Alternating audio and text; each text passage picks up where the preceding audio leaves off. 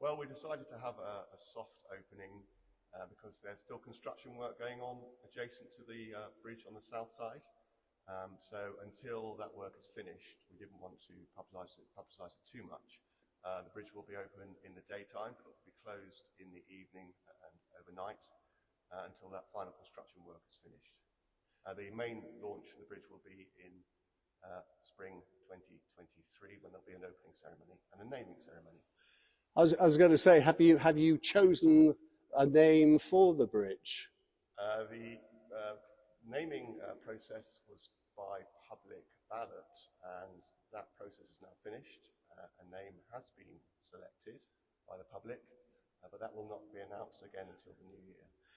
Simon, I suppose there's one thing we can say for sure now. It's not going to be called the Newark Bridge because there's a big sign on the side of part of these buildings saying Newark Works.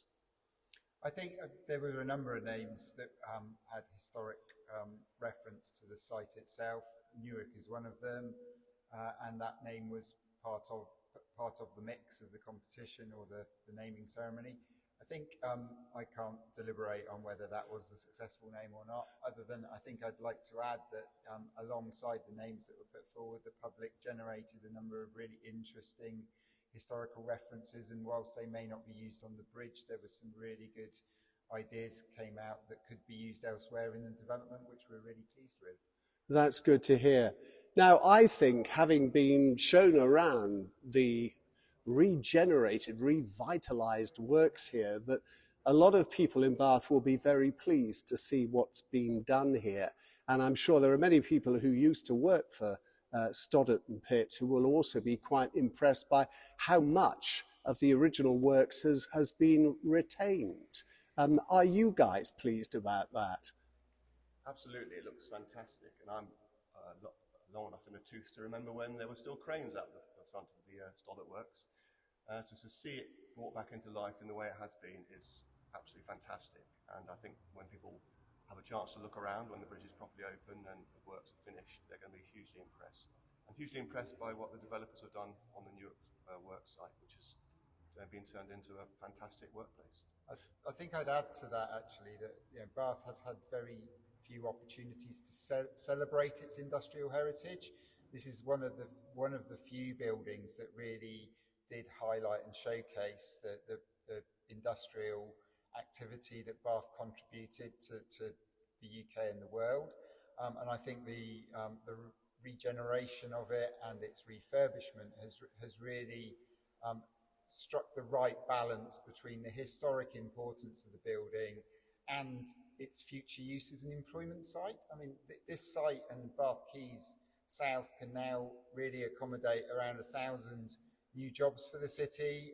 We've lost a lot of employment space, and the historic fabric of this is going to continue to add economic vitality to the city for generations to come. Who is going to be interested in taking space here?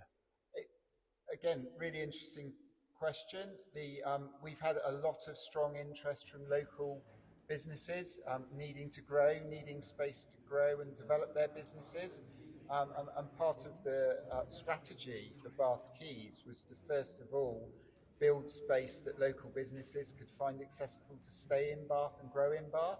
So a number of the tenants that have come into the scheme already are well-established Bath businesses that have grown and taken space here to continue to be present in the city, but also strong interest from a regional perspective from companies that perhaps moved away from Bath in the last decade or so, but they're now looking to come back to the city as well. So that at the moment, the main interest has come from those two areas, Richard. It's good to see people here already, and hopefully there'll be lots more signing up in the new year.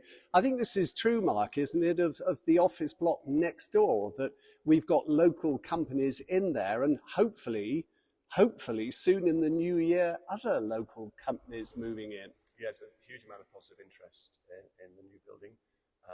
What's great is it enables companies to grow that would previously have had to consider leaving Bath, and that's always been a huge problem for us, having the right form of office space. So you can take your business from a small startup, which might be in the Newark building we're in now, to a significantly sized international company that's operating now in South Quays. So yeah, it's a great facility for Bath, and it keeps employment in the city, which is what we need to do. It's been a long and tortuous path to get this far, Simon. It has, although, you know, these type of developments do take time, and it's been a long journey. We've continued to be able to deliver through the pandemic, and afterwards through some of the economic challenges of material supply to get to this point. So I suppose whilst it may seem as though it's taken longer than anticipated, actually the quality of development that's been delivered is maintained the level of ambition we have for the city and have for the place. And also in terms of business uptake, you know, it's been a really challenging few years for businesses around business continuity and certainty. So bringing the product mix of office space available on stream now has really meant that businesses could embrace that opportunity, and that's why we've seen such good uptake on some of the companies. So I think, yes, I fully appreciate it's taken time to get to this point, and I know the city has been waiting with bated breath to get the bridge open. But I think now it's here, the legacy that should thrive and live on from here is, you know, for the next generation and years to come, this is really a really valuable asset that the city now has. Thank you. Mark, did you want to add anything to that?